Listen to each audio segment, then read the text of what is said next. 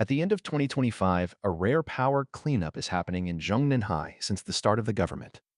In just 48 hours, the vice president of Central South University, Guo Zuiyi, was investigated.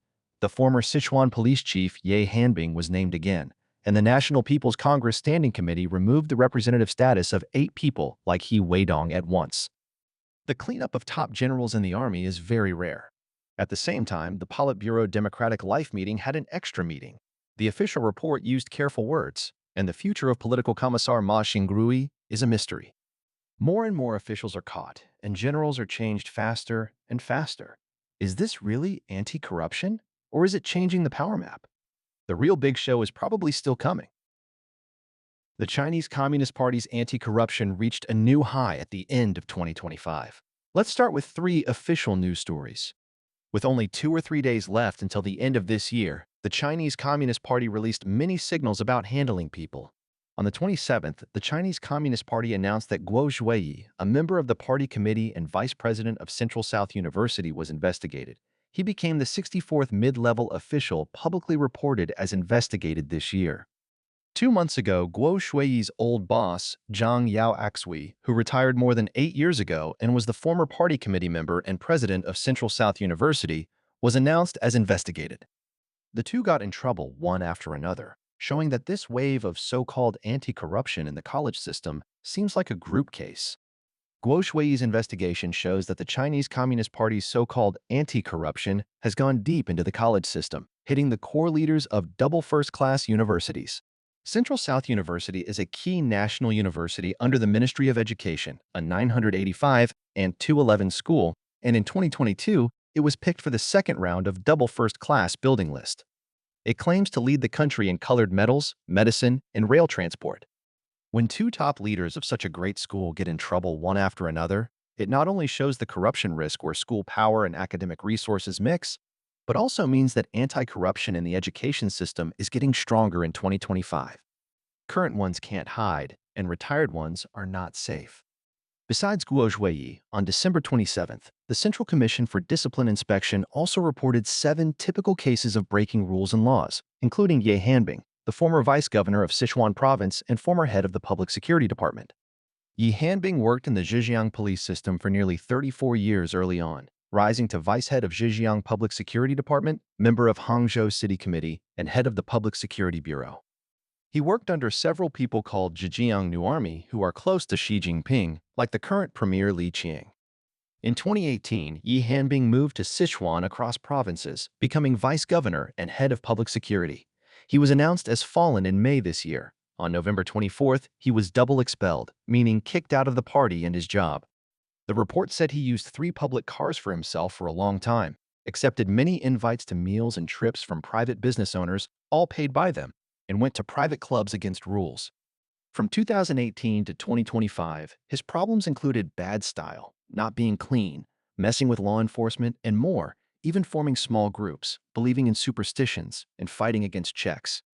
While serving as party secretary of Hangzhou Public Security Bureau, head and deputy secretary of the city political and legal committee, Ye Hanbing also actively took part in persecuting Falun Gong, so he was chased by the Overseas World Organization to investigate the persecution of Falun Gong.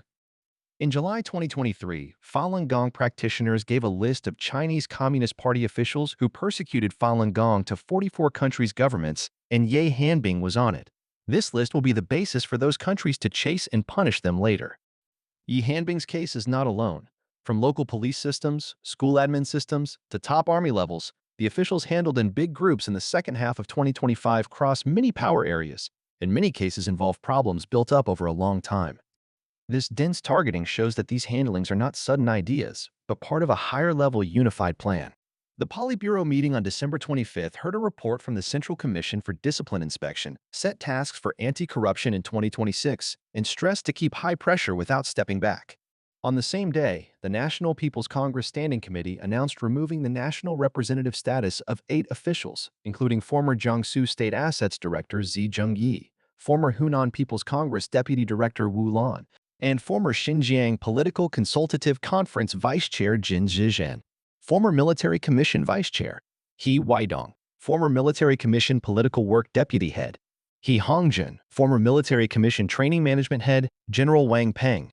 Former Military Commission Political and Legal Committee Secretary General Wang Renhua, former Armed Police Political Commissar General Zhang Hongbing. Among them, Wang Renhua, Zhang Hongbing, and Wang Peng were announced for the first time. As early as a year ago, Wang Renhua and Zhang Hongbing had already lost contact inside the system. According to Chinese Communist Party rules, removing representative status means they are under check and investigation, which is like officially announcing they fell. This series of fall announcements put a very dense and meaningful note on the Chinese Communist Party's anti-corruption actions at the end of 2025. The more they fight corruption, the more there is. The number of high officials investigated by the Chinese Communist Party in 2025 is shocking. Talking about the anti-corruption numbers in 2025, after seeing them, you only feel one thing. The more they fight, the more corruption there is, the more they hit, the more there are. The Central Commission for Discipline Inspection stats on December 27th show that at least 64 mid-level officials were publicly filed for investigation this year, which is the third year in a row the number went up, way more than 58 in 2024 and 45 in 2023. If you add the 90 provincial-level officials reported in the first 3 quarters to 20 from October to December, at least 106 provincial-level or higher officials were investigated this year, also a new high. Even more extreme is the army system. In 2025, at least 46 or more army leaders were filed for investigation, and the scale of fallen top generals is rare since the Chinese Communist Party started the government. On October 17th, the Defense Ministry announced at once that 9 top generals seriously broke rules and laws and were kicked out of the party and army, including former Central Military Commission Vice Chair and Politburo member He Weidong, former Military Commission Political Work Director Miao Hua, and He Hongjun, Wang Renhua, etc. At the top general promotion ceremony on December 22nd in Beijing's August 1st building, besides the 2 new top generals, only Zhang Yuxia, Lu Zhenli, Zhang Shengmin, and Dong Jun, 4 active top generals, were there. The rest of dozens of top generals all disappeared. Compared to the same ceremony at the end of 2024 with more than 20 top generals there, the big drop makes outsiders say the army top level is almost all wiped out. The Chinese Communist Party Army newspaper published commentator articles on December 26th and 27th for 2 days in a row, stressing that corruption has become a deadly killer, and they must keep self-revolution with higher standards and stricter rules. This tone sounds like admitting that army corruption is so bad it affects fighting ability. Looking back, Xi Jinping has fought corruption for a full 13 years since taking power at the end of 2012. In 2017, he said, "Overwhelming momentum has formed." In 2018, "Overwhelming victory achieved." In 2021, "Fully consolidated." By this logic, corruption people should be fewer each year. But in reality, mid-level officials investigated jumped from 87 in 2023, 92 in 2024, to at least 110 in 2025. Provincial level or higher also from 77 in 2023, 73 in 2024, to 106 in 2025. And the number of fallen top generals in the army breaks historical records. This more fight, more corruption thing on the surface is stronger anti-corruption, but really shows the deep sickness of system corruption. Power is too focused, no independent watch, party bigger than law. These old problems are not solved. Officials rise by connections, by picking sides. Research money, projects, official picks, all become trades of power and money. Schools like Central South University, Army like Rocket Army and Equipment System, which one isn't one corruption after another? These fallen high officials, many were picked or specially promoted by Xi Jinping himself, but they all fell into greed. This is not personal problems, but the sure result grown by the Chinese Communist Party system. Endless tigers, and a system that can't be saved. The dead end of Chinese Communist Party anti-corruption. The Politburo Democratic Life meeting from the 25th to 26th in Beijing, after that, added one more Politburo meeting, specially to hear the Central Commission for Discipline Inspection's work report and set 2026 anti-corruption tasks. The Xinhua report clearly stresses that next year they will push full strict party rule with higher standards, more real actions, anti-corruption, not stop one step, not back half a step. This tone sounds like the storm not only won't stop, but will be stronger. These messages give an unusual feel. First is Politburo member Ma Xingrui, this hometown friend of the Chinese Communist Party First Lady Peng Liyuan, after missing many important events in a row, missed the above meetings again, including the Politburo Group study on November 28th, the Central Economic Work meeting on December 10th to 11th, the so-called Democratic Life meeting on December 25th to 26th, even the body farewell ceremonies for former State Councilor Wang Bingqian on December 14th and former Chinese Communist Party birth control killer Peng Peiyun on December 26th, the flower wreaths didn't have his name. After Ma Xingrui was removed as Xinjiang Party Secretary on July 1st this year, officials only said another use, but his new job hasn't been announced yet. Inside the system, news already spread that he might be involved in old space system cases or problems from Guangdong and Xinjiang times, and he was already isolated for check. Not letting him show up at year-end Democratic Life meetings like this is like indirectly confirming his situation.